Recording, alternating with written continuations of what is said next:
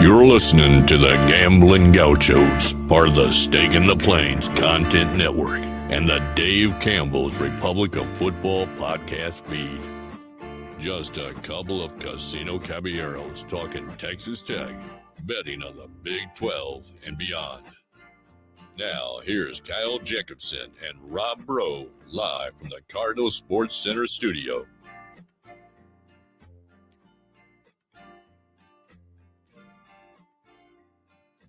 Ooh, welcome to the Gambling Gauchos. I'm Rob Bro. He's Kyle Jacobson, and he's Ryan Mainville.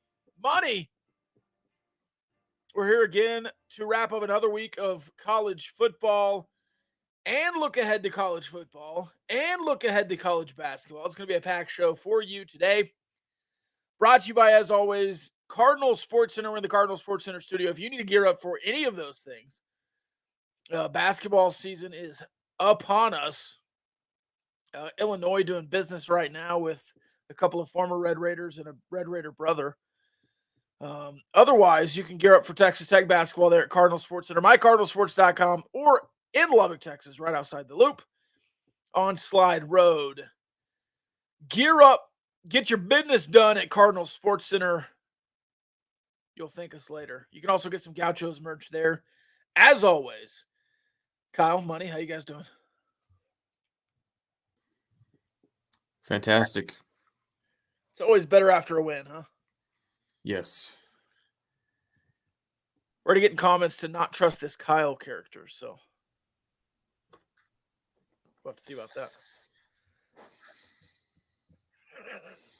Money, how are you? No complaints. Living the dream. Living the dream. That's what I always say. Even in the dark times, huh? Let's see. UCF football came to the Lubbock area. First things first, what did you guys think of that atrocious possum mascot that was roaming the sidelines in overalls? Atrocious is your word, not mine. You liked it? I mean, it harkens back to the days of the Roof Raider, and yeah, I think you have to capitalize on the possum's 15 minutes, and it's probably over with now. Like that can be the end of it. But yeah, I didn't hate it. From a minor league baseball team, the Arkansas Travelers. Saw that today. It was a scary. It has some big old teeth, man. Big old teeth. So you're down with the possum momentum. Like I said, I think last night is a good closing chapter for that. Ryan, conspiracy theory for you. They debuted the new horse last night.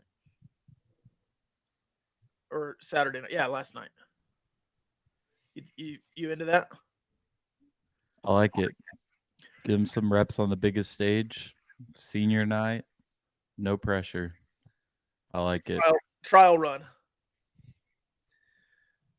Did we get a name for that horse last night, or was it just because it wasn't Cody? I never saw a name for it. I just saw that it was a replacement horse. I missed all the pregame stuff. I took my toddler, and so we were trying to get there as close to kickoff as possible. So I missed senior night, and if they said the horse's name, I missed that too. Alan says he bought several items for his son at Cardinals yesterday. He asked for the Gambling Gauchos treatment and got it. Nice folks there. They're always nice. Always nice at Cardinals. All right, let's get into the game. Broad opening thoughts on the game, Kyle or Ryan?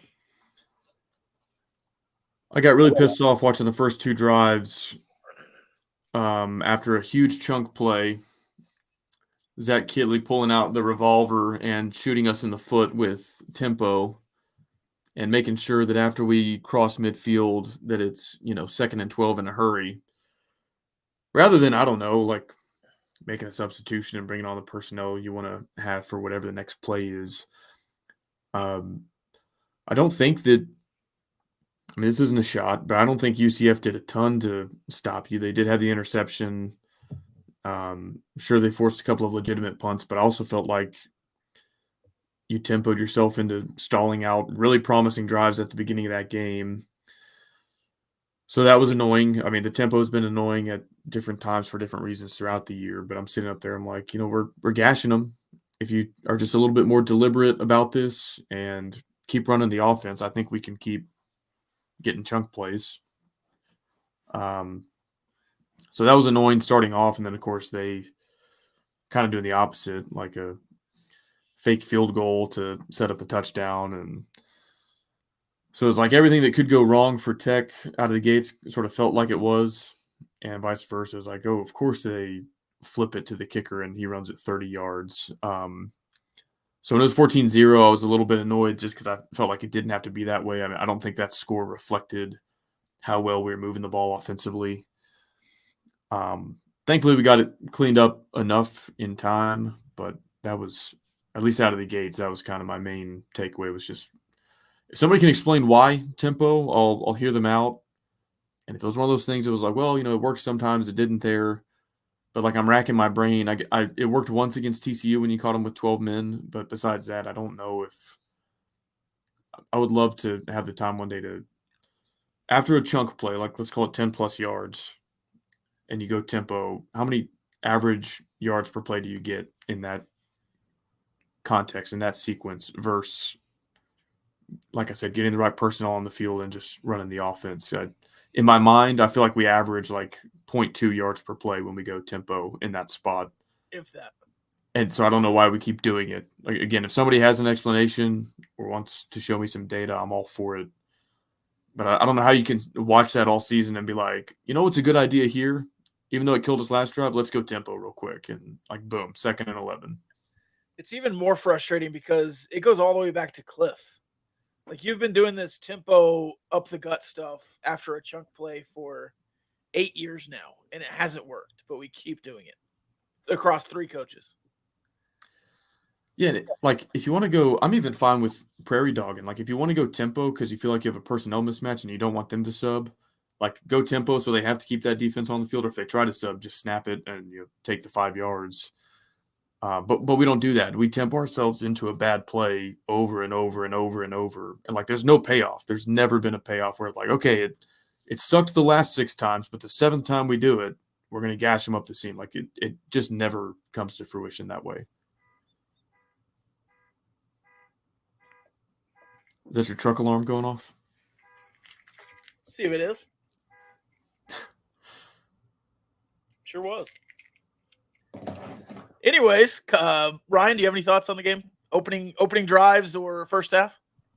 Yeah, I mean, the start was really bad, obviously, just in terms of the scoreboard getting into a 14-0 hole. I mean, it really did feel like that game was one you could have and should have won, and obviously you ended up doing so, but to kind of lose control after that almost felt reminiscent of when Kansas kind of drove all the way down on the field on you last week, and then they had nothing to show for it because you made the stop. Like, Tech has a really promising drive, doesn't end at any points, obviously with the failed 4th down conversion, and then the other 4th down where they run her out about 2 yards short of the sticks on, I think it was 4th and 4, and they ran like a 2-yard in that just obviously got stopped short.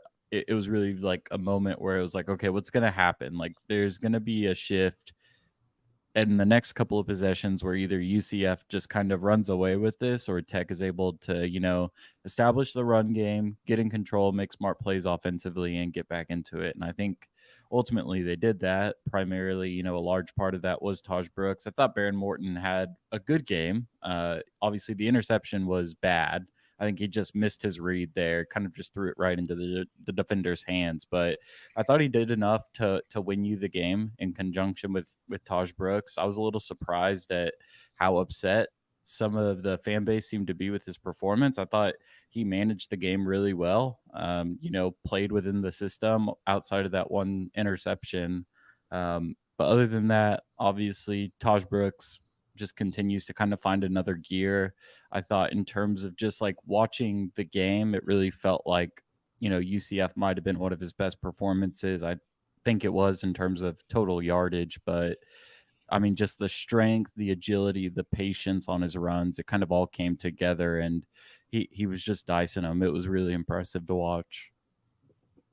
3 key moments / plays in the game for me. First one is Taj Brooks' first touchdown to cut the lead to 14-7. Just a really good run, and to find the hole and to run it in. A really, really good play there. I thought that changed the game. The second moment or series of moments was the end of the half when Gus Malzahn runs it up the middle and completely loses the clock at the end of the half. Also, great play by the defensive lineman laying on the ball after that play, slow playing it because you can, to not rush and allow them to get any kind of playoff. And then I skip all the way to the end of the game. And I have a little bit of an issue with Baron Morton in the second to last offensive drive because he pulls it and then he throws it on 2 straight plays there when you're rolling with Taj. It's like, hey, man, don't be a hero, Baron. Just chill out and run the ball. If it's open, if you need to pull it and it's wide open and you can run it like you did earlier in the half, I'm fine with that. But I thought there was a little bit of hero ball there on that second to last drive. Then you make the stop and get the ball back, and there it is. A perfect drive and a perfect closeout from Taj Brooks and Baron Morton, I thought, who didn't try to do too much on the final drive. And I don't know why they called that final timeout, but they did, and you just iced it after that. Yeah, I don't know. It's hard to tell on some of those, like if that's a designed quarterback run or if, like you're saying, if he's pulling it there. Yeah, I wish that we could have been a little bit more consistent in the second half, but the fact is you moved the ball and scored when you needed to, so that was nice.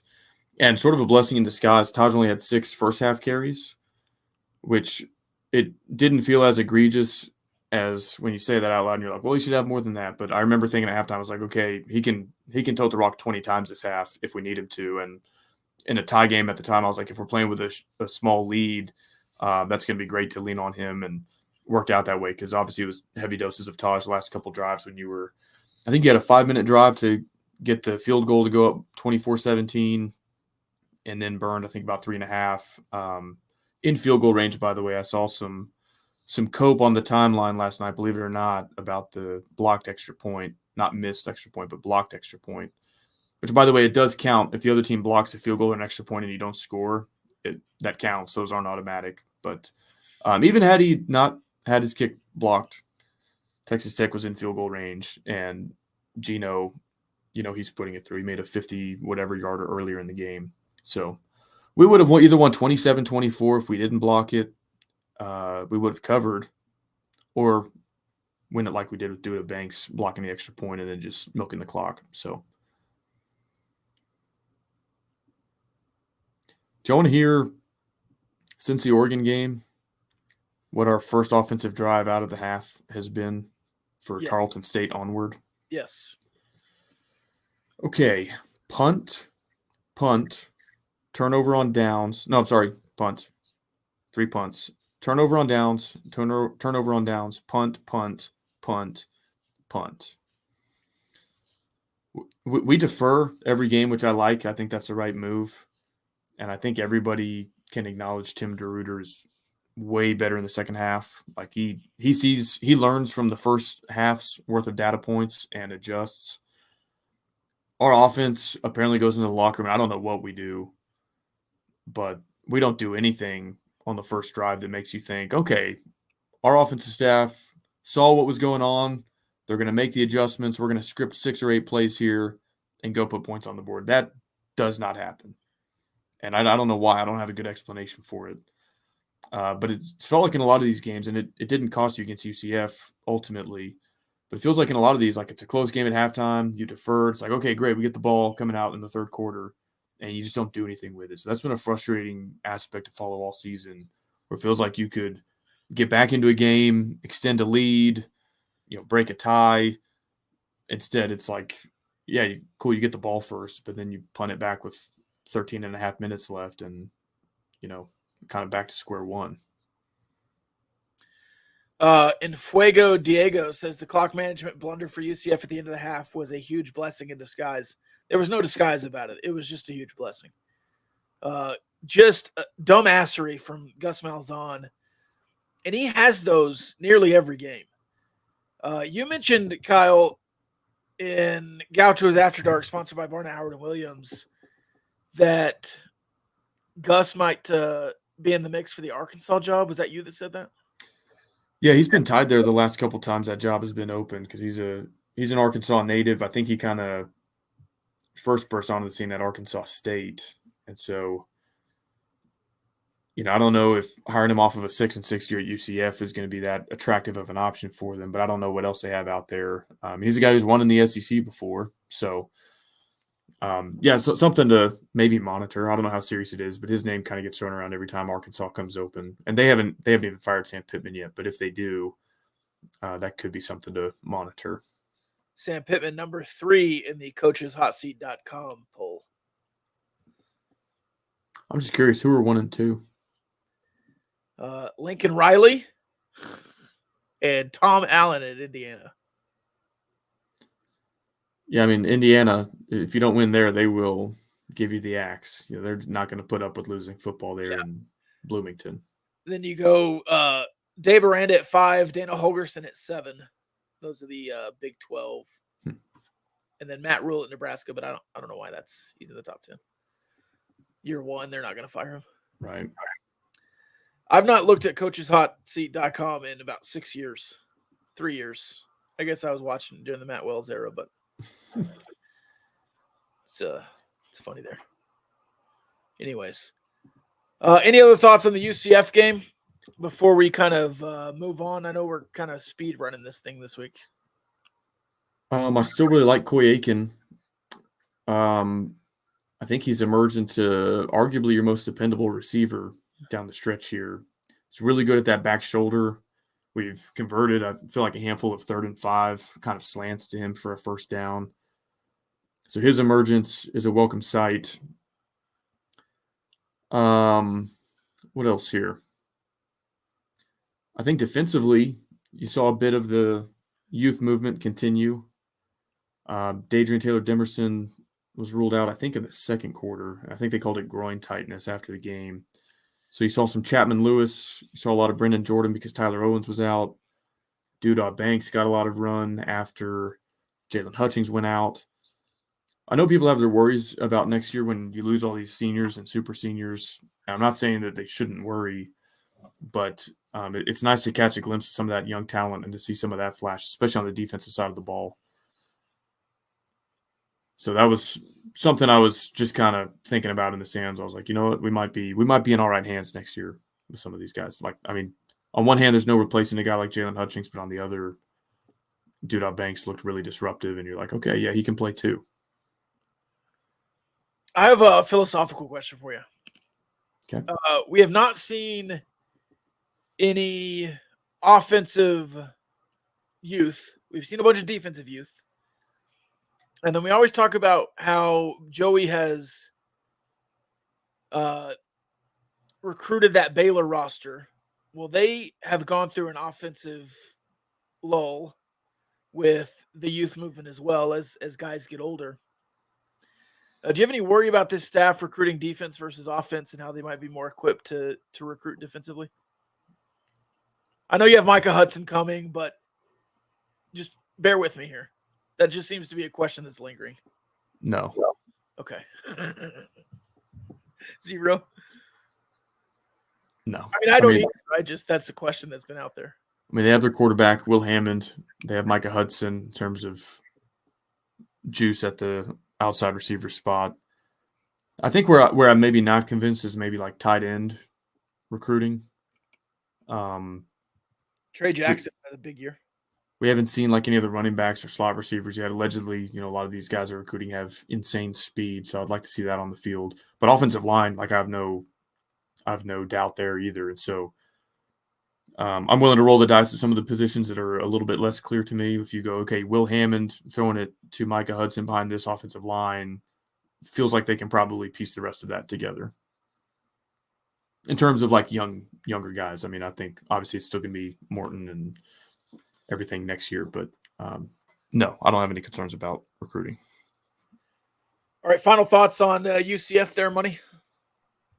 I thought Jacob Rodriguez had a really, really good game just everywhere on the field. And I mean, just like looking at the linebacker situation, it's kind of impressive that it's flown under the radar as much as it has this season. I mean, he's a good linebacker, don't get me wrong, but past couple of years, right, you've had these like Jordan Brooks, Dakota Allen, all of these really good middle linebackers, Colin Schooler, just guys that could play rep after rep after rep and just be everywhere at all times on the field. And I mean, even in a year where you don't have a name like that, you've got a guy like Jacob Rodriguez who's playing really, really good football, even when he's probably not 100%. And I thought Ben Roberts had a good game alongside him, and he's really emerged into an impressive linebacker. There were a couple of games early in the season where he just looked kind of lost in coverage, but he seems much more comfortable stopping the run near the line of scrimmage, especially. And so I think linebacker has been an impressive thing to monitor the past couple of weeks as Rodriguez has gotten back healthy, and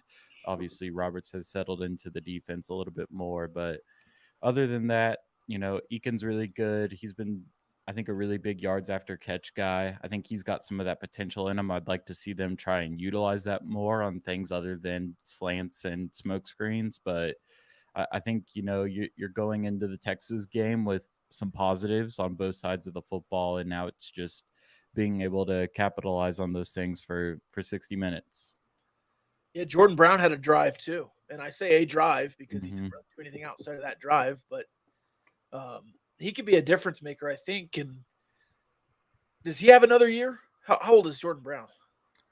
I feel like he does. So maybe he'll finally emerge from Miles Price's shadow next year after Miles Price is gone. Yeah, and Dre McCray, not a young guy per se. I think he's in his third year of college ball. I think it's probably fair to group some of those FCS transfers in the same way as JUCO players, where year one you maybe don't expect a lot just based on the adjustment, and then year two is kind of when they blossom. He certainly flashed on some kick returns this year, and over the last 3 games has also flashed at wide receiver. He had the really long touchdown grab against TCU, and then had another one with Morton on the move against UCF. And so he's a guy, I think, he was brought in, partly because of his speed and everything, but I think it's starting to click with him and the production is starting to follow. So I think he's probably solidified as one of your starting inside receivers next year, unless they move him around for some reason. That's good to see. And then I'll echo Mainville on the linebacker piece. Weird deal at that position this year. Obviously, in Laramie, Jacob Rodriguez gets hurt, and Tyreek Matthews gets the bulk of the run after Rodriguez goes down. Ben Roberts only played 6 snaps in that game, and I think they were all on special teams. And then 6 days later, Ben Roberts is starting against Oregon as a redshirt freshman. It was like, okay, well, why wasn't he playing in Laramie? I still don't know the answer to that. But he's got 87 tackles this year, the most I can find from a freshman. And Roberts is a redshirt freshman. The guy I'm about to name is a true freshman. But the most I can find from either a redshirt or a true freshman in Texas Tech history the last 20 years is 85 from Jordan Brooks in 2016. And we still got a game, 2 games to play now that we're bowl eligible. I mean, 100 tackles is squarely on the table for Ben Roberts. This is a guy who was a converted safety coming out of high school. He was in that Wells to McGuire transition class, 1 Power 5 offer.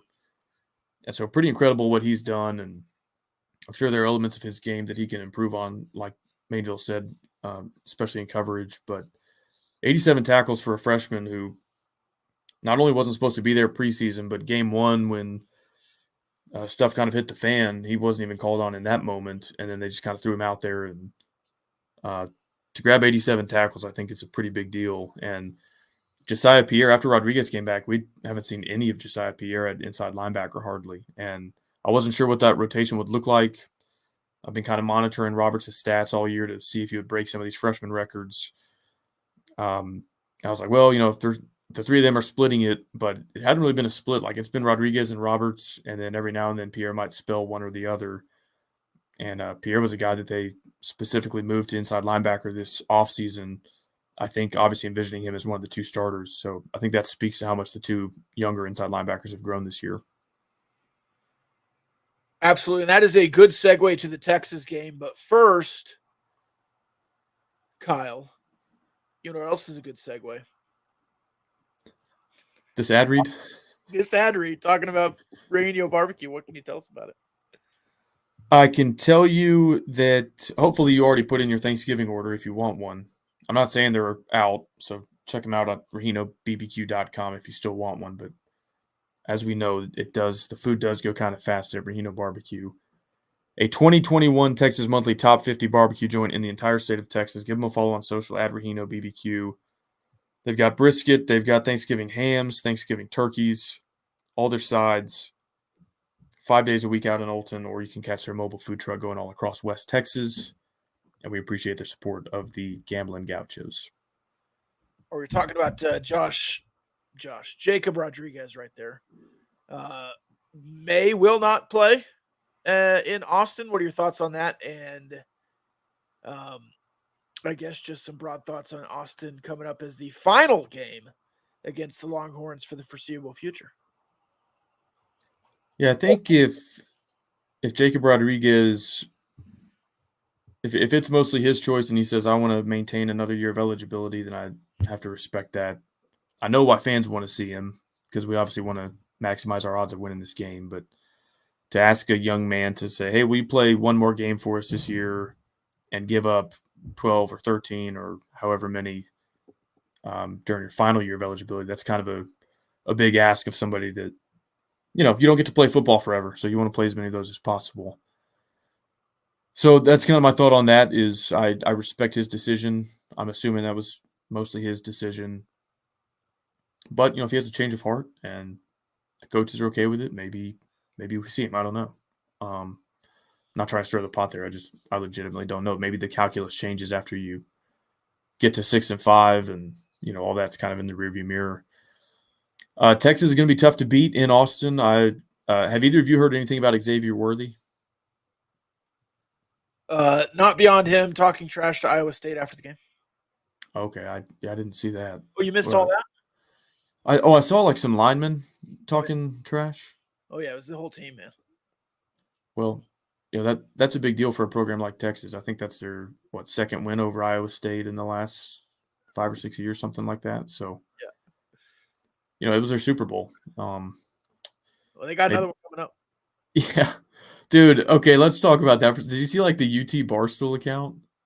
Oh, yeah. He was like, this week we'll be living up. I was like, dude, you're a Twitter account. Like, can you calm down? Nobody cares. Like let's say Texas wins by 50. You're still just a Twitter account. Yeah. But yeah, so the one area, so Texas looks really good. They have really good third down defense. Like it's hard to stay on the field against them. Really, really good against the run. I think they've maybe only given up more than 3.3 yards per carry to like one primary running back in the last like 7 games or something like that.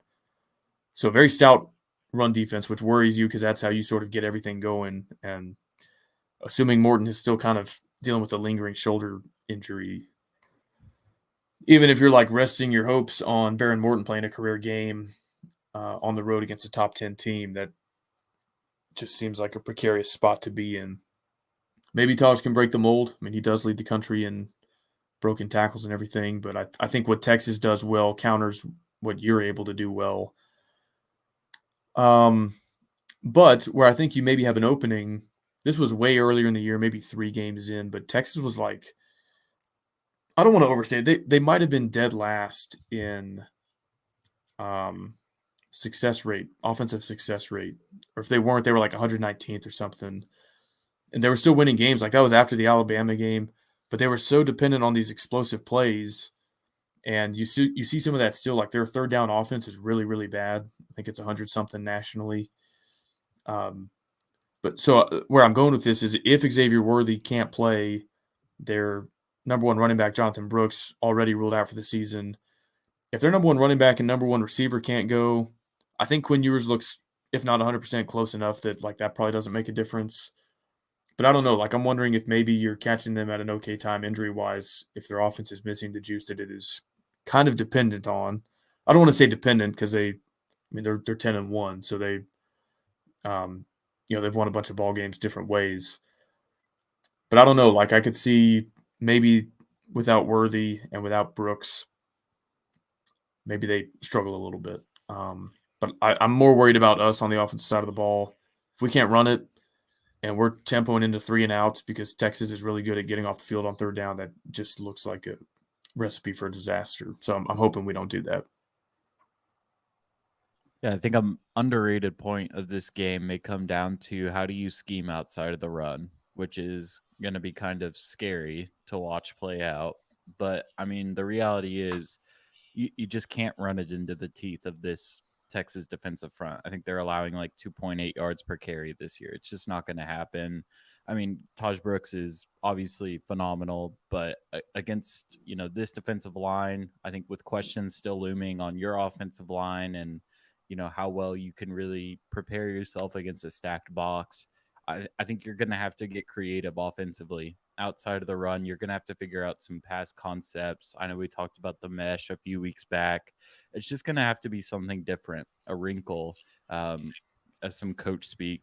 But like, you're just going to have to do something different, something that's not already out on you, because handing the ball off to Taj on first down against the teeth of this defense, doing it again on second down, and then running some sort of quick in route or smoke screen on third down, it's just, that's not how you're going to win the game here. You're going to have to, get a big play at least at some point down the field in the passing game. Somebody's going to have to create some separation when route running. And so I think it's really going to come down to how it plays outside of the margins with the run game. How do you capitalize on everything else offensively? Can you get some momentum going in the passing game outside of just throwing it outside the numbers? Going back to Xavier Worthy talking trash, he also retweeted the Brett Yormark comments from the luncheon that he had at Texas Tech. So Texas is already pulling a Baker Mayfield. Is that what we can call it? Finding a microaggressions and trying to prepare themselves for this game.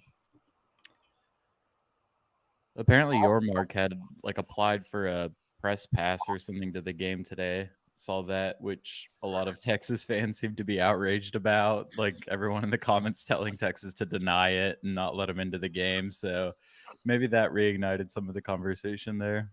That would be hilarious to not allow the outgoing commissioner in. I think Texas fans were obviously lying the past several years when they were like, oh, this isn't a rivalry. Like, we don't even care.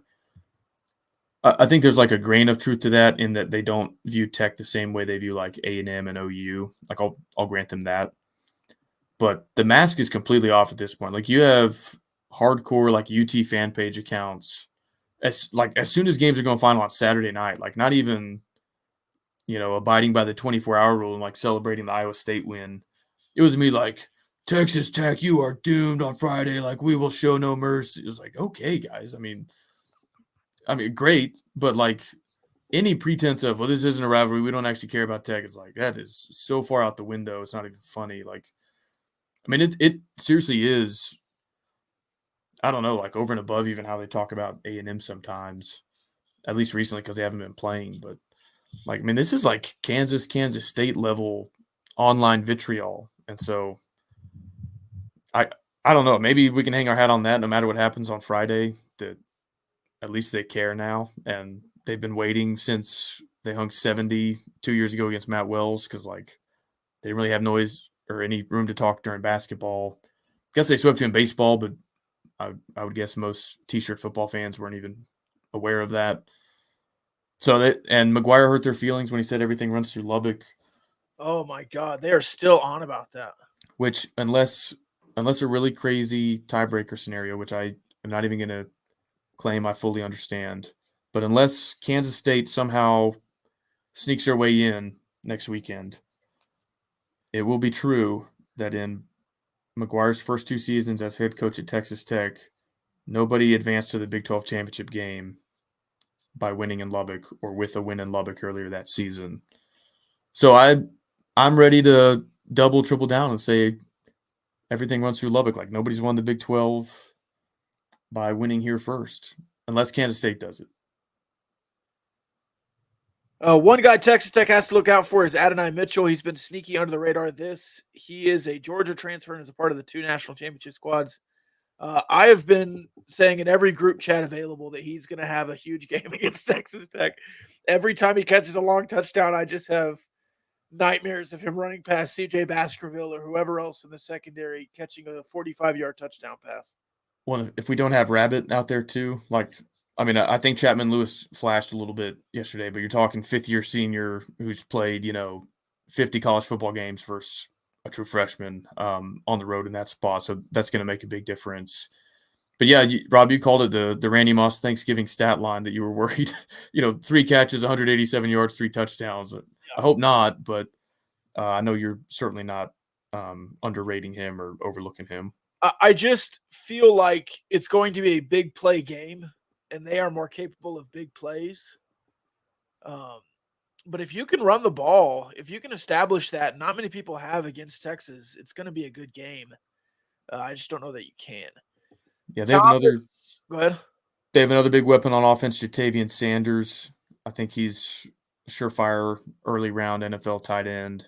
So even without Xavier Worthy, I think he's obviously not as explosive down the field as Worthy is, but extremely reliable, talented target. So yeah, they're good in a lot of places on offense for sure. Thomas says we've been critical of going for it on 4th down. Kyle, insert meme. Who's we? But it's helped us win games and with more possessions. Do you think we need to take more points take points more often to keep this game close? Do you want to abandon the 4th down conversions or attempts in the Texas game? Yes and no. I was going to ask y'all, do you think Texas Tech is more likely to pull off the upset in a game where they run 60 offensive plays in Austin or in a game where they run 80 offensive plays in Austin? 60. I'll take 80. I think it's 60.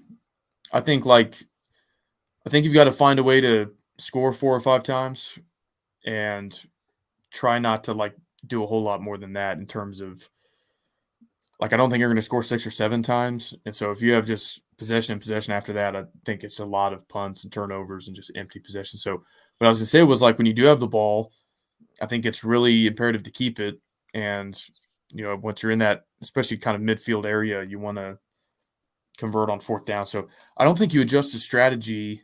Maybe you get a little more conservative in terms of taking field goals. But yeah, I think you need to find, at least 27, 28 points to give yourself a shot. And I think you do that by having longer, slower, more efficient possessions than when you beat them in Lubbock last year. I think you ran 99, maybe even 100 offensive plays. And I don't know if you can duplicate that this year and stay with them. I think the shorter the game, the better. And I could be wrong, but that's why I don't want to you could get 8 possessions in the first half if you tempo yourself into 8 3-and-outs and possess the ball for 10 minutes, but that's not going to help you win. When I chose 60, I was thinking I want them to have 60 plays as well. It's I want to give them 60 opportunities to have a big play. Yeah, there's that too. The more you extend the game, the more opportunities you give. You want to increase variance as a 14-point underdog. Because if both teams ran 1,000 plays, you can be ahead after the first 50 or 100, but eventually they're the better team, so they're gonna catch up and overtake you. That's kind of where I'm going with that. It's kind of maybe if you can get a lead, do it, and then stall and run out the clock is kind of. I know that's a bit of a weak mentality, but I don't think maximizing the total number of possessions both teams have is a great recipe for success for you in this kind of game. It's a good point. And I think part of my initial thinking on 80 was because it likely means you controlled the football, right? No turnovers. And then you establish the run. If Taj gets 30 carries, it's a really good sign for you. I just don't know if that's going to happen in this game. It's not going to be a cut and dry 30 like we've seen against Kansas and UCF. It's going to have to be something different than inside zone. You're going to be trying to set some sort of edge and get away from those big guys in the middle. But even then, I don't know if you'll be able to give him the same amount of volume that you have. So maybe 60 is a better pick there. And I try to work backwards from that standpoint. It's okay, let's say we max out Tosh and he gets 30 carries. If we're playing 80 downs, what are the other 50? Are we going to the air 50 times? with a guy who has a sprained shoulder, I mean, that's probably not going to go well for us. So that's where I'm like, well, okay, if Taj gets 25 and Morton puts it in the air 35 times and, we run it a little bit with Valdez or, whoever, to me, that's like I can envision a world where that's a pretty efficient game. Probably the better way to ask the question would have been like, 10 possessions versus 14 possessions, which one, makes it more likely Texas Tech wins. I think we're all kind of philosophically in agreement there. It's just kind of a matter of exactly how the game unfolds. Because, you could have if you go for it on fourth down twice, to Thomas's question, in the same drive, and you have a 12-play, 8-minute drive, you only average 5 yards per play, but you score. You'll take that for sure. Yes, you would. All right, you want to make some picks and then give some final thoughts and a score prediction for Texas? Yeah, let's do it. TCU, Oklahoma. This game started at 6.5. It's already to 11.5. TCU is the underdog on the road in Norman. We heard anything on Dylan Gabriel? Not that he'll this is the problem with doing this on Sunday. We have no idea about the injuries or anything. Venables after the game said it was not a big deal, but who knows if that means he'll play this weekend.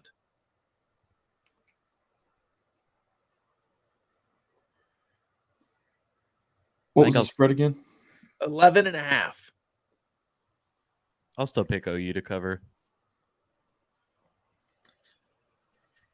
Josh Hoover looked pretty good Saturday. Frogs.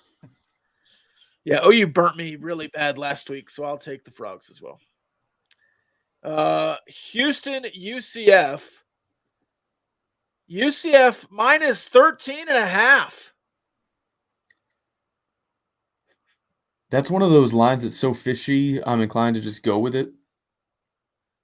I don't trust Dana in a game with nothing to play for at all, especially on the road. And I know UCF's offense is good, so yeah, sure, I'll take the Knights and lay the 13.5. You almost sold me there, but I'll take Dogovan to show up one more time, baby. I'll take Houston. It makes no sense. BYU, Oklahoma State, 17.5. BYU on the road. They're much better at home.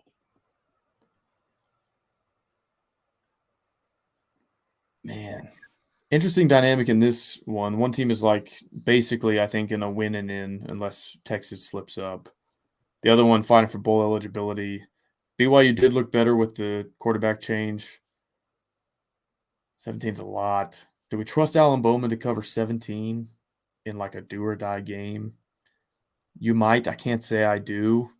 Give me the Cougars. I don't either. Give me the. Also, do I trust the Cougars offense to score more than 10 points? Not really. I know they did it. Yeah. But I could be way off base here.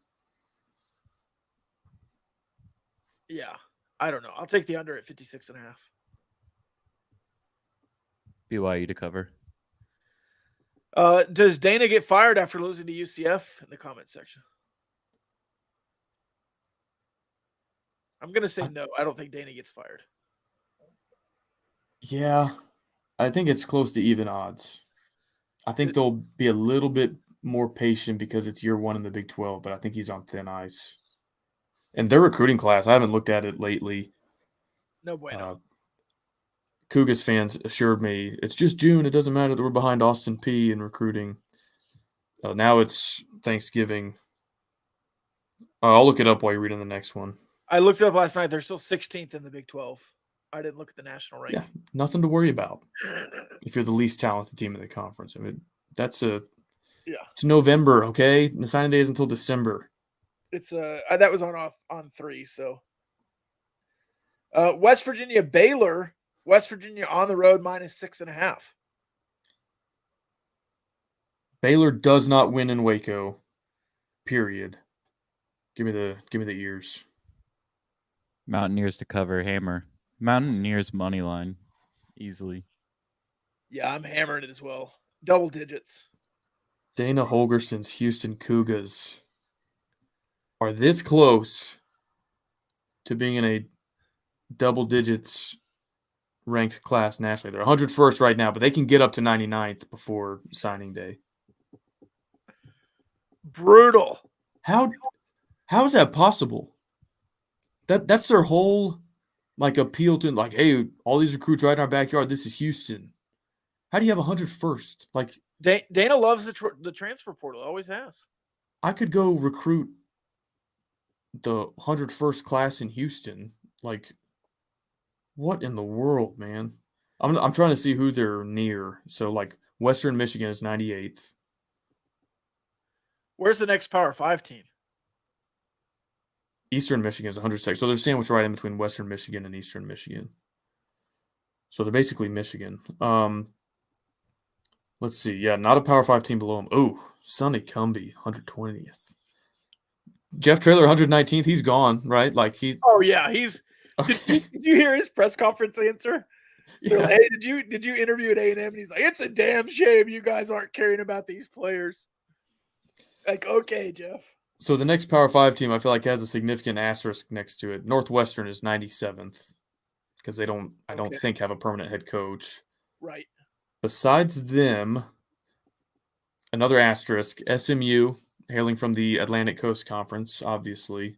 They're 88th. And then, this is a surprise. Kansas State is 80th. I guess they're about to go portaling. They've only got 10 commits. Of course, that's all space and everything as well. They might not have the space for it. Maybe. Mel Tucker, Michigan State, 78th. So, all the ones down here have a asterisk. Virginia is 72nd. Dion is 70th, but he's going to go portaling. Yeah. Kyle Whittingham, 67th. He's about to retire probably. He doesn't care anymore. And you got BYU, Cal, Baylor. Yikes. So that's the state of the Houston Cougars recruiting right now, if anyone was curious. And where's Tech? Number 1 in the Big 12? Oh, shoot. I just exited out of it. Yeah, I think they're 20-something nationally. And who are you reading from? Bibles? I was at 24/7. 24/7. Kansas, Cincinnati, Kansas -6 on the road with Ballard. Or maybe Bean. I think I'll take the Jayhawks. Jayhawks, easily. Jayhawks. Not as easy, but Jayhawks.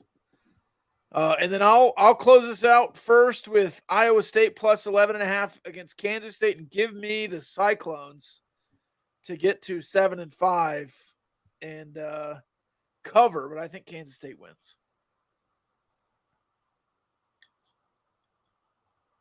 I think I trust Kansas State here.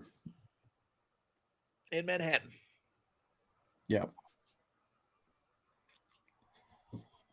Pass. All right, then you have to answer corn or wheat for Farmageddon if you won't pick a side. Corn. Corn makes whiskey. It was fun to see UCF fans on Twitter last night not know what the tortilla deal was. Just one of those symptoms of conference realignment. They're like, why are they throwing tortillas? I was like, bless your heart. This must be your first Texas Tech game to watch ever. Are there more tortillas this year than in the past? I feel like the crowd saves them for longer. Everybody used to blow their load on the first one, but now, third quarter, they're still throwing tortillas. Yeah. So they're either bringing more or they're spacing it out a little bit better because it's more persistent throughout the game than it used to be, in my opinion. And I feel like the West Side is getting more involved in it. The home side. Y'all kind of made a face when I said blow your load. We did. Was that a shotgun term or? No, you could say it. That's like shooting your wad. That's blowing your load. Shotgun. Yeah, shoot your wad. That's your shotgun term. Yeah. My buddy has some land, and he just went and built a shotgun course, and then an axe throwing range, and then put black lights on it, and he does cosmic skeet out of his backyard. Pretty awesome. I would love to have that much time on my hands someday. Yeah. Rob, one of my favorite moments back when you were on the radio, I texted and you said nut cutting time. Yeah. And I texted, I was like, can Rob say that on the radio? And Apparently you can because you did. Just did. Nut cutting time. That might be the only time I've ever used that phrase. All right. -14, Texas at home. Give me a final score and a little bit of thoughts on the prediction. Ryan, do you want to go first? Certainly. I mean, again, I'll echo kind of what I said earlier. I really do think this game comes down to what you do outside of the run game. Obviously, if you can't run the ball, you're not going to have a chance. You've got to be able to establish at least some sort of run game with Taj Brooks, whether that's setting the edge or at least establishing some holes on the inside of the line. But do I trust the offensive adjustments to be made outside of the run game, for schemes to be made downfield, for some route concepts to be designed for more space, more yards after catch other than screen plays? I don't think so. But there's no way that I'm picking Texas to win in the last game in the foreseeable future. So I'm going to go Tech 28-24.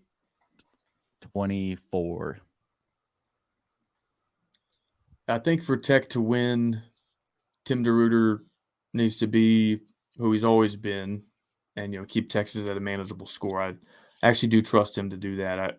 Even if it starts ugly. I'll say this. I just kind of railed on Kitley for our first drive out of the halftime break. Our first drive defensively, going back to last season, has not been pretty. Texas scored in 3 plays. Oklahoma State scored in 3 plays. Kansas State scored in 3 plays. You need to clean that up. Houston gassed you this year. UCF did. So I feel like we always kind of start down 7-0 and then go from there. But overall, I trust DeRuyter. I think Kitley, to Ryan's point, needs to call a really good game. I think he needs to be 2 steps ahead at all times. They know you're going to try to feed Taj, and they know you're going to try to add wrinkles to that. But when they think you're about to run a wheel route to the tight end on a play action pass, you need to run a wheel route that then breaks inside for a post route, that kind of thing. Do I trust Zach Kitley to do that with a quarterback who still has a slightly sprained shoulder against maybe the best run defense in the country? You bet your ass I do. Give me Texas Tech 38, Texas 13. So give me Tech by 25. Send those bumps packing. I feel like you're not being truthful to yourself, but I'm gonna take Texas to win by less than 10. I think it'll be a close game, but I think they will finish out strong, just like the Kansas State game. I think they just kind of survive. We've said they've looked beatable all year, but nobody's beaten them except for one team, and that was kind of a freak game in my opinion. So I will say, going to the Matrix, the score matrix looks an awful lot like what Ryan said, 28-24. Is that what you said? I think Texas Tech scores 23 according to the matrix, and I'm going to give Texas a bump, one big play. I'm going to say 31-23. Texas. I think we need a really big defensive or special teams play. This will be one of my big season takeaways, no matter what happens against Texas and in the bowl game. Is the turnover margin absolutely needs to improve next year, by 10 or 12 total turnovers throughout the course of the season. And I want to look at it again without I'm not trying to pick on him, but without the 6 Jake Strong quarters, because those were a lot of turnovers. Maybe it's not as bad when you take those out, but I think we need a big play like that. Those are hard to get on the road. I'm also looking forward to if Texas pulls off the upset and they beat Tech on Friday. I'm going to cross-search every Texas fan that comes into our mentions unprovoked, and it will be unprovoked because we're not going to say anything to any Texas fans all week. Going to go search their tweet history for how many times they've used the term rent-free or Super Bowl before sliding in our DMs or mentions unprovoked. I'm not actually going to waste time doing that on the Thanksgiving holiday weekend, but it would be a fun little experiment. And they started on Saturday night. They were like, buckle up, it's go time. I was like, yeah, it's 6 days away from a non-rivalry, and you're this pumped up about it. So, and we're this Twitter account, Gambling Gauchos, is not living rent free in your head since last September, obviously, because you thought of us. We don't follow each other. Yeah. So that's a fun dynamic that will play out this week. Obviously, Texas number 1 in red zone defense, by the way. Yeah, they haven't played Tosh Brooks yet, though. One thing before we get to basketball, did you know Texas A&M improved to 17-0 against in-state schools since 2012? #gig 'em. They tweeted out that this afternoon. Here are the 17 in-state schools they played. Sam Houston State 3 times while FCS. SMU 3 times. Lamar twice. UTSA twice. Pre-Jeff Traylor. Prairie View A&M twice. Rice twice. UTEP and ACU. They beat ACU yesterday after surrendering a pick 6 in the initial drives. And Texas State. Why did they tweet that? To get hound? I don't know. So many A&M things are just like unforced errors. Like, it's not anybody trying to go out of their way to make fun of A&M, but they like film and put on the internet their pep rally or whatever, or pound their chest about beating Abilene Christian. It's like, you guys are asking for this. Or put their spring game as a win to yeah.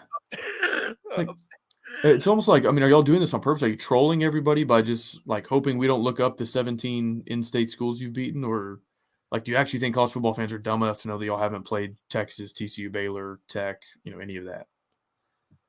So I believe it was Spencer from 23 Personnel that tweeted Texas Tech was undefeated against non-conference in-state schools since 2012 as well. So there's that. Who beat us in 2012? I think it was just they said 2012, so he said 2012. Oh, okay. Probably could have gone back further. Gotcha. To North Texas whenever they beat you. 97? 2000? Something like that. One of Spike's last years. And then I think you beat like a top 10 A&M team the week after you lost to North Texas. Yeah. Okay. One more thing I wanted to talk about before we get to basketball. We'll fly through basketball, I'm sure. I will say this. Back-to-back years with a winning conference record sounds good, but if you look at how often that's actually been done in Texas Tech history, it is incredible that he did it in his first 2 years. Talk about the Big 12, where they are right now, all you want to. But Leach did it twice, 08 and 09, and then maybe once again. He had a bunch of 4-4 records. If you had another year, another game, he might have done it more. And then I think Spike Dykes only did it twice in 10 years. So, and he didn't have any back-to-backs, and neither did Leach. And the Southwest Conference, I think for the longest time, was also an 8-game conference schedule because there were 9 total teams, right? Yes. So you have an extra game to do it now, but wow. I mean, it's not often that you do it, and you've done it twice. That is really impressive. And he did it in 8 games twice. He didn't need the final game to do it. Yeah, I tweeted this out earlier. Against Big 12 competition in November, since Leach was let go, 11-32 until Joey McGuire got hired. That's I think 25.6% win rate. Joey is 6-1 in November. Jovember 3-1 last year, 3-0 this year.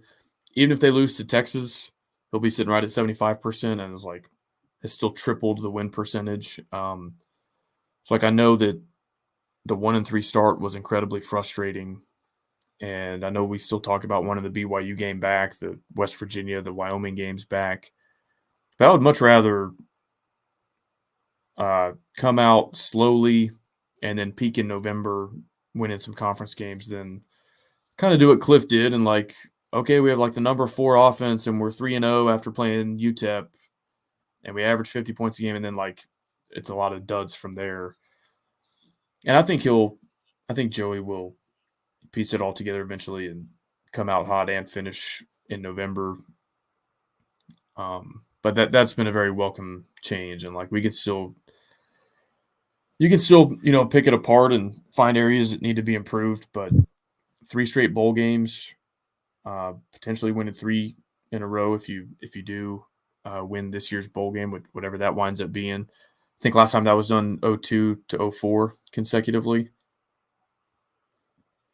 So a lot of signs of real progress, and not like these intangible signs of progress, like, oh, the culture is changing. Like, no, you're beating your Big 12 peers more than you lose to them, which was never the case for like a full decade before Joey got here. This kills the Matt Wells comments, right? Or is that still going to be around? No, because there's still dumb people who use the internet. Yeah. Really dumb people. No apologies. If you've said that Joey and Matt Wells are the same, you're dumb. I'm sorry. I'm not sorry. I'm not sorry. Dumb. You're either trolling or you're legitimately stupid. Yeah. Ignorant, I think, is the right word. Maybe you're not dumb. You're just ignorant. An igmo. You have no excuse to be ignorant, though. There's like 50 Texas Tech podcasts and blogs, and like they're all mentioning this.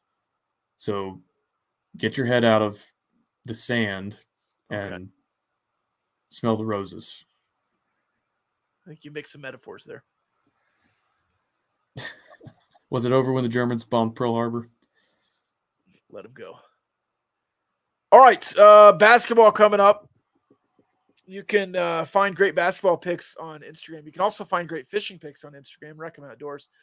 ReckhamOutdoors.com. If you want to go fish in legendary Baffin Bay, you can do so. And I know it's all West Texas, but the coast of West Texas is open to you. Go find Captain Preston Long and do some fishing, some wade fishing. Get your toes down in the sand of Baffin Bay. You probably have boots on or whatever else. You're probably in waders, but if you want to go bear calf, I'm sure you can. Wade into the water and do some fishing. Get you all kinds of fish. Find out which fish at ReckhamOutdoors.com. Find them online and on Instagram, ReckhamOutdoors.com. Reckham Outdoors on Instagram. Great picks, great fish, great people there at Reckham Outdoors. All right, money. It's your time to shine. Is Arkansas washed? They'll be at Atlantis. Yeah, it's going to be interesting to see. I mean, you've got a really interesting field. I think they're kind of on that bottom side, so you likely wouldn't match up with them until the later rounds. But who knows? I mean, you don't have the NBA players that they've typically had on the roster the last couple of years, and so see if the must bus keeps chugging along. I just saw they lost to somebody and maybe kept one close, and I think it was the Field of 68 or one of those basketball podcasts that was saying, "Is it time to talk about Arkansas?" Yeah, lost to UNC Greensboro. Oh, wow. That is a loss. All right, let's talk Villanova. They're the first matchup for Texas Tech, the guaranteed matchup. Then I believe UNI and North Carolina? Correct. Okay. So potentially North Carolina round 2, UNI round 2, and then Villanova round 1. What do those schools' programs have to offer? Yeah, well, you start with Villanova. Familiar face on there, obviously Brandon Housen, former West Texas basketball player. He's been one of their best shooters this year. I think he's made 9 threes already in the young season. So obviously a guy who, you look at this year's roster and how the shooting performance has gone so far, and it's, kind of hurts you a little bit. But I mean, offensively, that's kind of where they've made their money so far. I think they're 21st in KenPom's offensive efficiency rating. They just kind of play smart basketball, which feels typical for Villanova. They make their free throws. They don't turn the ball over a lot. They shoot the three well enough. But I mean, this team already has a loss on their schedule. They lost to Penn in the non-con, who's like 190th in KenPom. That kind of feels like a trend in college basketball this year, as the parity continues to grow with the portal and NIL. A lot more of these games are, staying competitive. And so I think that's one you got to look at. If you look at that loss to Penn, it was kind of a track meet. I think Villanova ended up losing 76-72. I don't know if Tech has the offensive chops to put them in that kind of game. In fact, right now, I would say pretty confidently that I don't feel like they do. But I don't know, it just feels like a very winnable game on paper. With Villanova's offense is efficient, but they're beatable. Your defense has been spectacular. I really think it just comes down to with your first kind of extended practice that you have, because obviously, after you played Texas A&M Corpus Christi on Thursday, you get 6 days off until your next game. What happens in those practices with the offense? Because obviously something has to change. You've been very bad offensively, and I don't think 3 games is a big enough sample size for me to make any sweeping declarations. Like right now, this team is, I think, 356th in the country in 3-point percentage. There are 363 Division One basketball teams, so that's terrible. That's really, really bad. And it's the kind of number that just makes you feel like there's positive regression due. And I do think there is. I tweeted about it a little bit a few days ago. This offense is running a lot of 4 out, which, if you're not familiar with basketball terminology, just count how many guys are outside the 3-point line, how many guys are inside, with Warren Washington kind of being the one interior guy that will run up to the top of the key, set a screen, and their offense will run from there. I think that look has been really, really good for Tech. They've been generating a lot of space out of it. And I think the counterpoint to that has been, well, this team's not making shots. What's the point of generating this space if you're not making, your 3-point shots? And that's a valid point. You have to make threes if you want to, continue to sustain offense. But you look at the 2-point percentages from this team, like Joe Toussaint is 10 of 16 inside the line. Darian Williams, 8 of 11. Chance McMillan, 7 of 8. These guys are getting quality looks because of the space that's being generated on the perimeter. But when you're starting to play teams like a Villanova or potentially a North Carolina, you've just got to make some shots. And it doesn't feel like too much to ask for with the talent that's on this roster and the space that they've been consistently generating. And so I think there's positive regression due in terms of Tech and their 3-point shooting, but it's got to happen quick. You've got to try and put Villanova in a game kind of like you almost did to A&M, where you just ran up and down the floor, you made your shots, you ran good half-court offense when you needed to, but really you lived and thrived in transition and just beating them down the floor. And Pop needs to score 30. Or at least that would help, yeah. We had a quick. Go ahead. I was just going to say we had a question on YouTube. Is this single elimination? My understanding is you play 3 games no matter what, win or lose in any order. Yes. Correct. So it is a tournament you can win by winning all 3 games, but even if you lose the first one, you just go to the loser side of the bracket, then you kind of start over. Win, you go this direction, lose, you go that direction. But we'll play 3, I think what should be like quad 2 or better games when it's all said and done, since they're neutral site. I think pretty much every team included. Maybe there's an exception that I'm missing, but is it top 100 in net at a neutral site? Is that quad 2? I think that's right. I don't know, and I've spent a lot of time the last 2 years looking at the quads, and I still don't know. So that speaks to the fact that they don't want you to know what a quad 1, quad 2 win or loss is. But anyway, I think these are 3 games. Whether you win or lose them, they will definitely enhance your strength of schedule. Hopefully you win 2 out of 3, like in any order, and that'd be a pretty big feather in your cap. Kind of non-conference production we've not really had lately. How do you see the minutes going? Because like on one hand, you're playing 3 games in quick succession, so you want to keep guys fresh, but also these are pretty important games for your NCAA tournament resume, so you want to maximize your odds of winning. Do you think they tighten up the minutes early, or do you think we see a good mix of 10, 11, 12 guys? Yeah, it's interesting. I was digging into it a little bit before this episode and just kind of looking at how things have shaken out over 3 games. It's been a 7-man rotation. Like it has been very, very tight. So obviously you have the starters like Pop, Joe Toussaint have both played over 90 minutes. McMillan Warren Washington, Darion Williams have all played over 75. Devin Cambridge has played 70. Then Lamar Washington has played 64. And the next person behind him in terms of total minutes played is Robert Jennings, who's played 17 minutes. So you've got like a 45-minute drop off between your 7th man and your 8th man in the rotation right now. That's a whole basketball game. And it's been pretty noticeable to watch too that it just kind of feels like the rotation is a lot tighter than I initially seemed to think it would be. And I think part of that was I don't think Robert Jennings has gotten off to the start that he wanted to have this season. He's not looked great, to be quite frank, in the 17 minutes that he's played.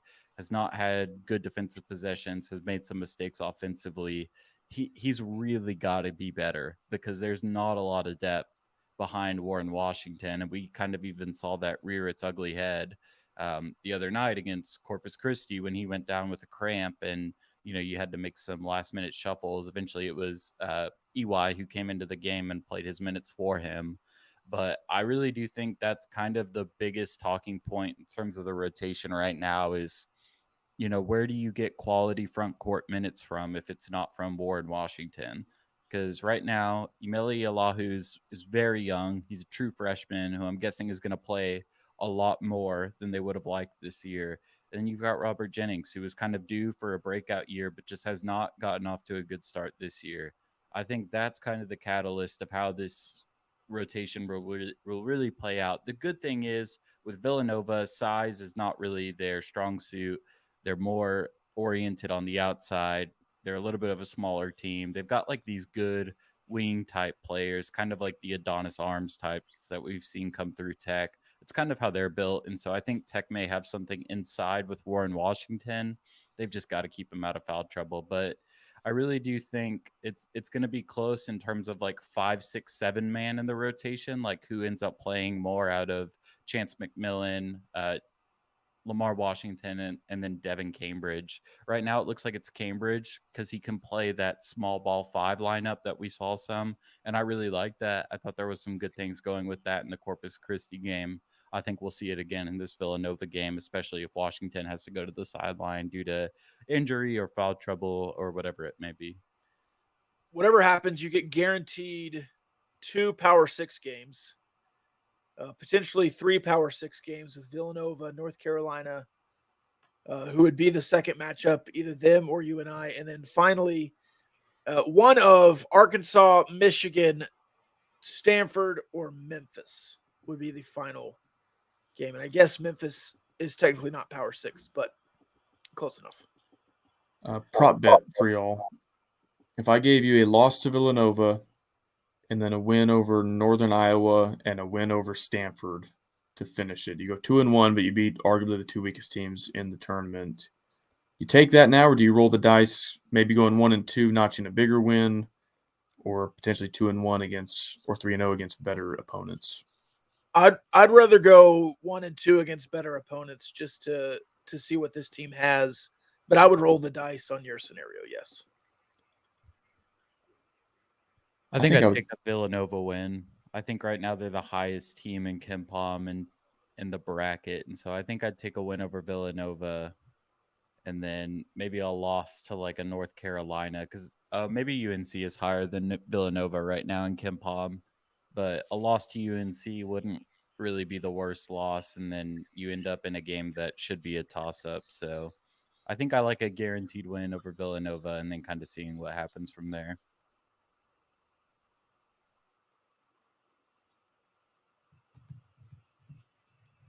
Ready for a mailbag? Yes. It's the Matador Transit mailbag. Let's do it. Hey.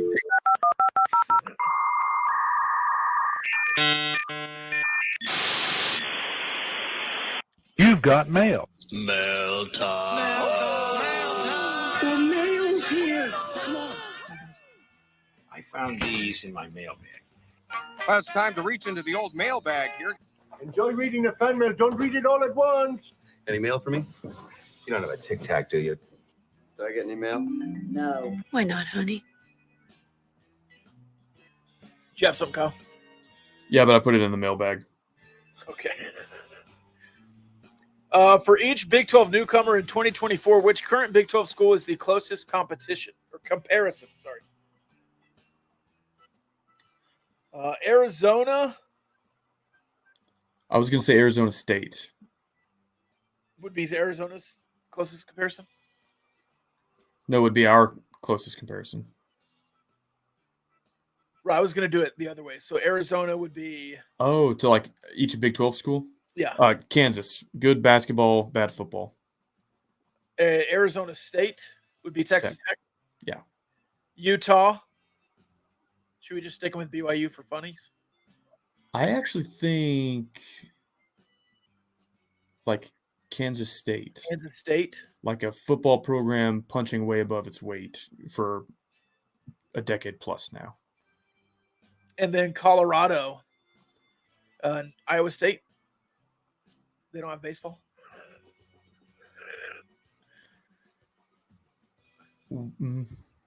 Average football. Jeez. Basketball can do something every once in a while. I think it's Iowa State. Colorado's tough because they had a Natty and a Heisman in the 90s, but they've been bad at football for 15 years. Yeah. Have they ever done anything in basketball? Not that I know of. So, I mean, are they – I don't know. West Virginia, Iowa State? I don't know. That's a tough one. How many minutes a game should Lamar Washington get? At least 20. I'm in. How many Bahama Mamas will we need next week watching this team shoot the ball? What is a Bahama Mama? I thought that was the pickled sausage.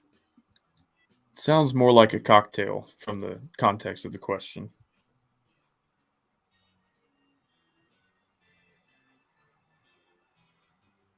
Tropical smoothie with Captain Morgan. Orange juice, pineapple juice, dark rum, coconut rum, and lime juice. That is a drink right there. Wood. Somebody answered 10. I don't think we need 10. I think something that sweet, probably a good round 3 number. And then maybe switch to water or beer. How soon should McGass be offered an extension for bringing 3-0 against the A&M University system? He should not be. That's how bad that A&M football tweet was. It was like they tweeted that for serious, and we tweeted that like, oh, we own the A&M system because of like the A&M Corpus Christi game and a scrimmage. 100% joke when we do it, but they're like, oh yeah, we need to pound our chest about this. Where will Texas Tech basketball re-ranked in the next poll? Not. You go 3-0 this week, do they get ranked? You'd be 6-0 with 2 Power 5 wins. Yeah, I don't know what UNC is ranked right now. I would guess they're like top 20 maybe. I think that would give you a good argument to getting in. Should we focus on Villanova or Texas? Why not both? Yeah, that's a good answer. I think you focus on Villanova till Wednesday, and then you have a day of thanks, and then you focus on Texas for 24 hours. I can multitask, though. Start, bench, cut these jazzes. The Lady Raiders jazz shavers, the genre of music, or the restaurant on 19th? I'll start Lady Raider. I'll bench the restaurant, cut the genre. The genre stinks. Sorry. Wow. No trumpet love? No. Okay. There's some hot takes about Jazz the Restaurant floating around the other day. I saw that in the Discord and beyond. I don't think those takes were that hot. Jazz fell off? Is that what you're saying? I'm saying, did it have somewhere to fall off from? Whoa! I was we went very often in college, every week, because you could smoke there. We hadn't smoked our pipes because we were cool.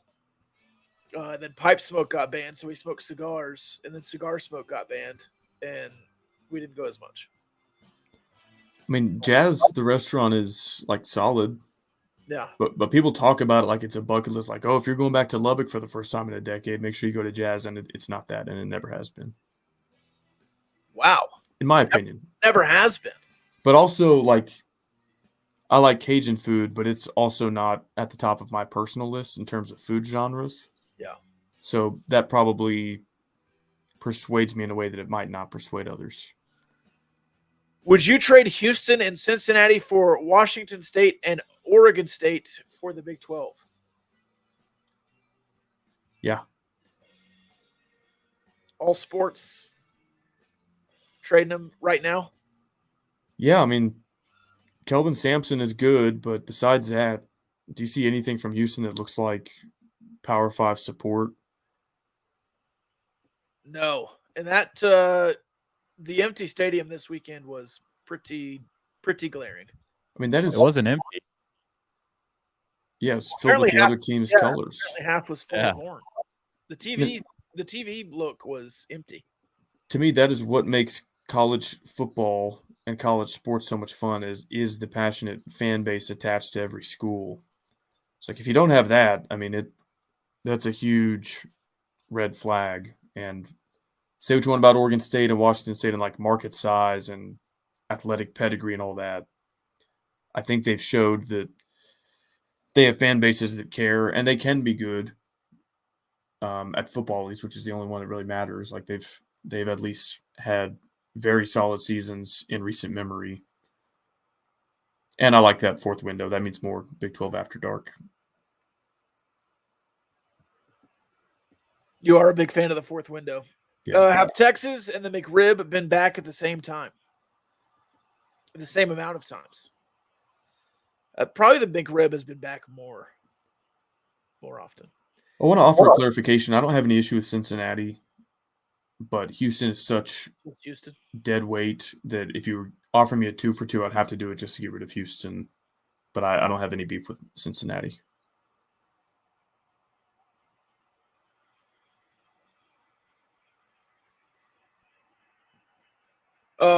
Sorry, I had to really focus on what this meant. Would a 2-0 football win be Iowa's Super Bowl? Would winning a game 2-0 be Iowa's Super Bowl? Repeat the question. Would winning a game by a safety be Iowa's Super Bowl? Is that the pinnacle of football for Iowa, winning a game 2-0? That seems like the best version of what they try to achieve as a team. That's something we've talked about is identity. And do you know what you're trying to achieve when you go out there? I think Iowa winning a football game 2-0 is like the pinnacle of what they're trying to do. Just like Cliff winning a game 52-45 is kind of what he was trying to do. Like bend don't break, but outscore him. It's the opposite of that. Yeah. Do we have anyone to take Taj-like bruiser touches next year? Maybe Anquan Willis. That dude, I think, is a tank. I don't think Valdez is a 25 carry per game. I think he could be really productive, though, at 15 to 20. But the way I see it, you're probably trending toward Valdez and somebody else splitting it pretty close to 50-50, I would guess. What are the chances Linton returns next year? I have no idea. I think if he has eligibility, which I'm not totally clear on, just with COVID confusing so many things, I mean, I don't think he'll transfer again.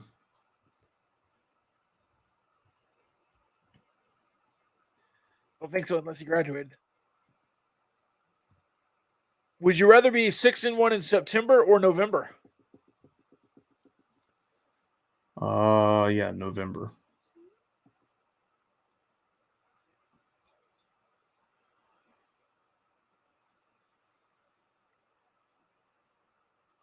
looking at the Steve Linton roster page.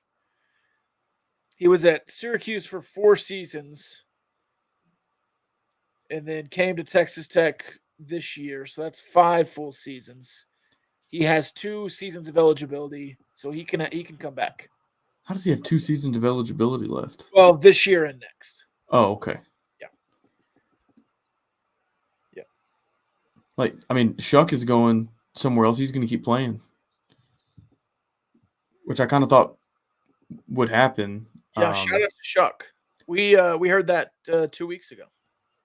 Is he going into year 7? Yeah, because he was here with Herbert in 19. And then, 18. 18 or 19? He was here in 19 and then played in 2020. That must be it. Redshirted 19, played in 2020, came here in 21, 22, 23. So that's 5, 6. I think he was here in 18. I think he was in Oregon in 18, 19, 20, and then has been here 3 years now. I'm looking it up real quick. Yeah, that's 6 full seasons. 3 in Oregon, 3 in Tech, and 1 somewhere else. This says he got to Oregon in 2019. That was his freshman year. Okay. But he could, since he only played 4 this year and he only played 4 in 2021, I think he could apply for a medical red shirt, which is done at the end when you exhaust what would otherwise be your eligibility. So he might have, I'm making this up, I could be wrong. He might have 2 medical redshirt years where he could. What's stupid is he played 5 games in 2019 at Oregon. Had they played him in 4, well, is that rule in effect in 2019? The 4-game redshirt rule. Anyway, he could have had a traditional redshirt in 2019, but they played him in 1 too many games. But I think he has 2 that he could apply for a medical waiver that could get tacked on to the end of his eligibility here. He might have 2 more years left, which is insane. Yeah, he redshirted in 2018. He just didn't play. Okay. So he's a redshirt freshman 2019 then. Okay. Yes. Yeah. That makes sense. So redshirt sophomore during COVID, it didn't count. Redshirt sophomore 21 at Tech. Redshirt junior last year. Redshirt senior this year. But the medical red shirts. But this is his COVID year. So he'd have to medical redshirt to go somewhere else, and I'm assuming he's going to get it. The last player I remember playing 7 seasons with medical redshirts was Alfredo Morales. Did Seth Collins get a 7th year? I think so. He just never played, and so that was always weird. He always got hurt before the season started. I'm going to look up Seth Collins real quick. He was like a starting quarterback at Oregon State, and then he comes here and is like a backup safety. He's a wide receiver. Seth Collins played in 2015, 2016, 2017, 2018. It doesn't list 2019. Maybe he was out all year with an injury. Yes. And then he was on Texas Tech's roster and played 2020 and 2021. So Amazing. 2015 to 2021, that's 7 college football seasons. Amazing. And he wasn't healthy for all of those, I don't think. Hardly he goes in his position every year from 2015 forward, quarterback, wide receiver, quarterback, wide receiver, DB. It's like, just put me in, coach. Just put me in. I just want to play ball. I never understood where he fit at safety, but that was the David Gibbs special. Shout out David Gibbs with UCF. I had forgotten that. Oh, and are we giving Tyler Shuck his due here? You know, congratulations on your time with Texas Tech. We wish you well. Do we need to say anything else? Yeah, I think unless he goes in conference, I'll be happy to root for him. It's so big now, it's going to be hard to find somewhere outside of conference. That's what worries me. I don't know. I haven't followed the 4 newcomers as closely yet. I don't know what Arizona and Arizona State have at quarterback, but he's from Arizona's a freshman phenom kind of guy. Okay. It worries me because I think he's from like the Phoenix suburbs. And so it feels like, oh, I'll go finish out at Arizona State or whatever. That kind of worries me. Just because you don't want to play against a guy that you used to root for. Do you not? No, I mean, not him. Like Baker, yeah. I wanted to play against Alan Bowman this year. Well, yeah, but he's Long That'll time. be nice. It's Thanksgiving. And Shuck is what? Better than Alan Bowman. I'll be nice too. With Jordan Travis breaking his leg, where do you expect to see Florida State ranked in the next CFP poll? I don't think it should drop them. Call me old school. If you win all your games, you should be there at the end. Yep. So I've seen this noise about like a one-loss team jumping them even if they finish undefeated. I think that's stupid. They played LSU. They played Clemson. They'll play somebody good in the ACC title game. It's not their fault Florida stinks. So their schedule's good enough to get into a 14 playoff if they're undefeated. Does the AFL have some of the best mascots in sports? Shout out to the Arena Football League. It's not been around in a long time. I don't know if I can remember them. Was it the Renegades, the Dallas Renegades? The Vegas. Was there a Vegas team? Los Angeles? I'd have to go look them up. Big Hen, we'll just trust you. Which is worse, Sark's sunglasses or Rodney Terry's glasses? Mainville, you got some glasses thoughts? I just think it's amazing how much he looks like Gus Fring, like in the face. Yes. It's impeccable. So I'm gonna pick Sark's glasses being worse because I love the Gus Fring. Yeah, I just love it. He does look like Gus Fring. I was surprised you knew who Gus Fring was there, Kyle. Yeah, I've seen Breaking Bad. Okay. Next question, is Tyler Shuck a Red Raider for life? School number 3. It depends where he goes. McGuire's going to marry him. If you go to Vanderbilt, then sure. If you go to Houston, that's bad. That seems like that was pointed out. I didn't mean that. If he goes to Baylor, then no, because we're going to have to play you next year. Yeah, I was fine with Donovan going to Houston. I don't care about guys going in conference. I was fine with Alan Bowman coming home to the conference. It's just year one. I don't know. I think if you have a school in between, you can come back in conference. That's kind of like if you want to date your best friend's ex-girlfriend, but like she dates somebody in between your best friend and you, then it's less off limits. Does it pain you that you thought Kevin McCullough was going to be a one and done guy at Kansas and now he's entering year 3 and has been really good this year? Is he entering year 3 at Kansas? Yeah, this is his 3rd year at Kansas. Is that real? No, I guess this is his 2nd year at Kansas.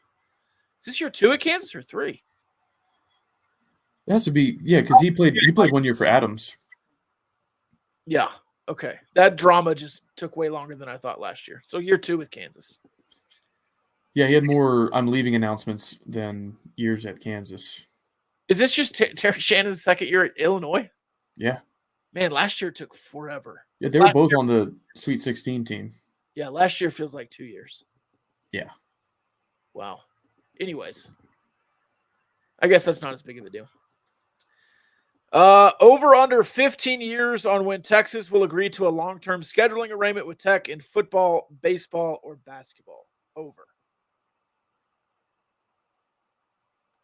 Mainville shaking his head yes to over. Way over. I might double it. 30 years. Yeah, it's not happening. What is your favorite conspiracy theory?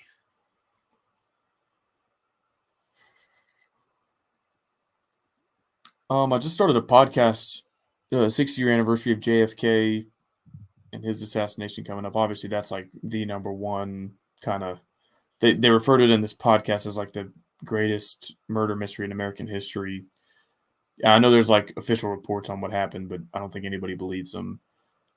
And it's a multi-part series, so I don't know exactly where they're going with it yet, but I think they're about to hypothesize that the CIA was pissed that Kennedy wasn't like gung-ho about getting into a war with Cuba and Russia.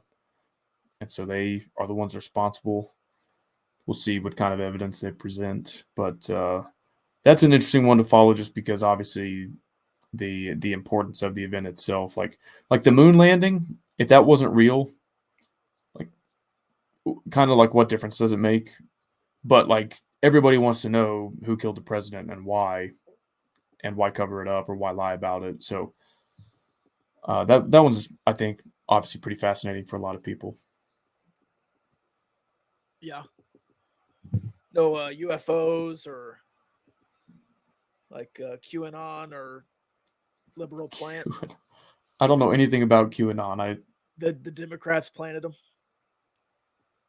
So I do think there is such a thing in the world of conspiracy theories as what's called controlled opposition, where you make somebody look as dumb as possible by like the flat earthers used to say this, like the flat earth society, the actual flat earthers think that the flat earth society is controlled opposition and that they're just making the flat earthers look really stupid to delegitimize their arguments, which is why there's like that one post went really viral when the flat earth society said like, we have members all across the globe. Like that's a little bit heavy handed. Right.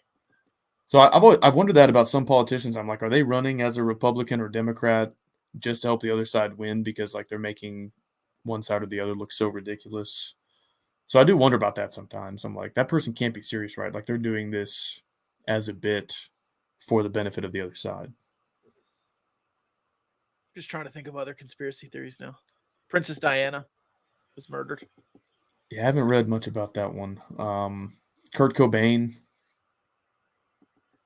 Murdered. Yeah, there's some about his suicide. Yeah.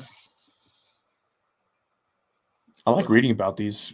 I read on them all the time. I don't believe a lot of them, but how long can you leave out your thin crust pizza at room temperature before it's unsafe to refrigerate and eat again later? Yeah, that's a good question. What do y'all think about that one? I am food safety does not exist to me generally. I think speaking of conspiracy theories, for sale dates, Best Buy dates, all of that is just to make you buy more food. And people lived hundreds of years without refrigeration, and I guess there's more preservatives in food now anyways. So I would say you have a solid 6, 7, 8 hours before you need to refrigerate that bad boy. Money, what do you think? So I had some friends in college who I went over to their apartment one day, right? Just walk in the front door, everything's normal, saying my hellos. I look over in the kitchen and there's this bag on the counter. And so walk over to the bag. I'm like, what's in this bag? This is kind of weird. It's cooked bacon in a bag, just like sitting on the counter. My friends are like, yeah, we just leave it out so that we can grab a piece of bacon whenever we feel like it. And it's just like right there and it's ready. And those guys never got sick. They just ate it like it was vegan strips for college kids, which was awesome. And so I'm gonna take the over on whatever the time is on thin crust pizza refrigeration needs. Yeah, it just helps your immune system, man. You get a little bacteria in there. So, like, hypothetically, if somebody left some pepperoni Pizza Hut on their counter for, like, approximately 2 hours. Oh, you're fine. I agree with you, Rob, on, like, sell-by dates. I feel like that's like the lawyer date where, like, we can 100% guarantee on this date it's still fine. But it's probably like anything. There's, like, some tails on either end of the curve where it's like you could probably eat it. Like, you're 95% good a day later. You're probably still, like, 70% good several days later. So to me, if it passes the eye test and it passes the smell test, it's probably fine. Like you'll know if something is. If it's not hairy or slimy. Yeah. Doesn't bother me. Okay, cool. Well, whoever left their pizza out, I'm sure is relieved to get those answers, and we'll probably have leftovers tomorrow.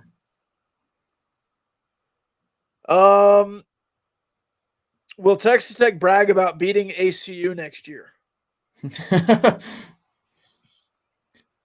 Yeah, we could. If we lose to Texas, you just say like we've beaten all in-state non-SEC schools since whenever. Because you beat Baylor, TCU, Houston, and Tarleton this year, so you beat ACU, and then you work back to last year. I guess you lost your last game against a Texas team from last year, so you can't use that. But yeah, we'll be at like a 5 or 6 game win streak by then, and so you just do it that way. Beautiful. All right, It's late in the fourth quarter. Josh Dobbs cooking. No. I'm gonna rewatch it later. Don't tell me. I didn't tell you the score. You told me Dobbs was cooking though. Well, But hey, we knew that would happen, right? that's just a turn of phrase. I don't know that really is true. That's all I got. Final thoughts? Super glad we're bowl eligible. Feels like you really pulled a rabbit out of a hat and salvaged what would have otherwise been a really, really, really, really, really disappointing season, given some of the expectations coming in. Started 1-3, started 3-5, I think. And so to do this by securing a winning record in conference play 2 years in a row, hat tip to everybody in the building who made that happen. And we talked about it in the UCF preview. Like, you win that one, and then you kind of have nothing to lose against Texas in terms of, like, your final standings or whatever. Like, you're not going to the Big 12 championship game, but you can't be eliminated from bowl eligibility either. So we'll see what they have. I wish Texas maybe could have waited one more year to figure it out so that you wouldn't be a 14-point dog going in. But who knows what can happen. They're obviously pretty tilted, so maybe they're so hyped up for this you get a lesser version than, optimum Texas. I guess we'll see. And congratulations to Steve Sarkisian. Won 10 games for the first time in his career by beating Iowa State. It's tough to win 10 games at programs like Texas, USC, and Washington, but he did it. So props to Coach Sark. I'm sure many more to come in the SEC. And many more, baby. All right. See you guys Sunday. We will be tweeting through it on Wednesday night and Friday night and whatever other Battle for Atlantis games are on. I guess that's is that a Wednesday, Thursday, Friday thing? I think so. Maybe Wednesday, Friday. I don't know if they play Thanksgiving Day. I have to double check. Friday, Saturday. Yeah. Whatever it is, we'll be there for it. And we'll see you again on Sunday. I guess we'll have one more Gauchos After Dark on Saturday night. Yeah, probably two more. I think we did a bowl selection special edition last year when the bowl games came out. So, yeah, two more Gauchos After Darks. And, then we're going bowling. One final question. Do you have a preference on the bowl that you want to go to? In a vacuum, I would kind of like to go to Shreveport and play in whatever bowl game that is against, I think, a Pac-12 team. Pac-12 team, yes. But it's so early in bowl season. It's December 16th. So I don't know. I think maybe Guaranteed Rate in Phoenix would be fun. That used to be the Cactus Bowl. It was the Insight Bowl in 2006 when you had the record comeback against Minnesota. I think your four biggest options right now are Shreveport, Phoenix, Fort Worth, and Dallas. And so I think all of those are pretty manageable destinations for where your large alumni bases are located. I don't think they'll send you to Memphis or Houston again because you played there the last 2 years. It could happen. It's happened before. I don't think Memphis is oh, it is still. One of those bowls got flipped outside of the Big 12. Yeah. And it's just hard to say. There's such a logjam of what will be 3 lost teams. I don't think you'll be high enough to go to the Pop-Tarts Bowl in Orlando. Like I said, I don't think they'll send you back to the Liberty Bowl or Texas Bowl so quickly. So Oklahoma was 6-6. Yeah, but they had the right logo on their helmet. So I'm just saying. So yeah, I'm thinking Guaranteed Rate Bowl in Phoenix, Armed Forces Bowl in Fort Worth, First Responders Bowl in Dallas, or is it the Independence Bowl? What's the one in Shreveport? The Radiance Technologies Independence Bowl. Okay. Yeah. I think it'll be one of those 4 when it's all said and done. The Lockheed Martin Armed Forces Bowl is my don't want to be at bowl.